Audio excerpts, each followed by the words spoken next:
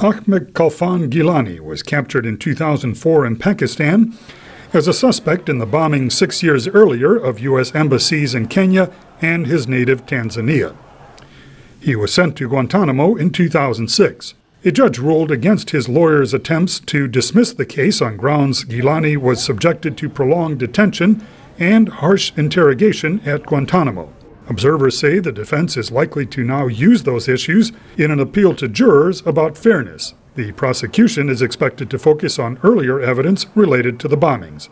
Matthew Waxman is a Columbia University Associate Law Professor and Senior Fellow at the Council on Foreign Relations. The prosecution, on the other hand, is going to do everything it can to say this is not a case about what happened at the hands of the CIA, or in fact even about events after 9/11. This is about events that took place well before 9/11.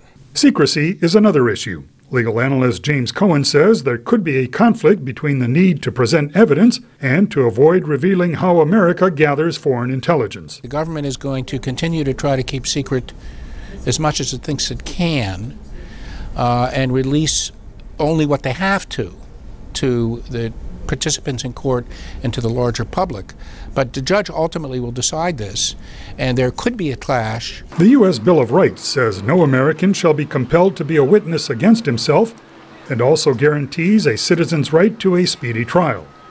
Waxman notes the Ghailani trial may set precedents. These types of cases raise broader issues of what kinds of rights, constitutional rights, extend to non-citizens captured abroad. Waxman says terrorism trials in American courts raise concerns about the security of courthouses, witnesses, and jurors. James Cohen says this has not been an issue in earlier terrorism cases. I think that so far it's perfectly clear that it can be done. And indeed, there are other examples across the country where we've tried these kinds of cases in a regular federal court, and the trial has been perfectly fine. Cohen says the Ghailani case demonstrates to the world America's commitment to the rule of law. Waxman agrees, but he notes it is not likely to end the debate over whether foreign terrorism suspects should be tried in American civilian courts or by military tribunals. Peter Fedynsky, VOA News, New York.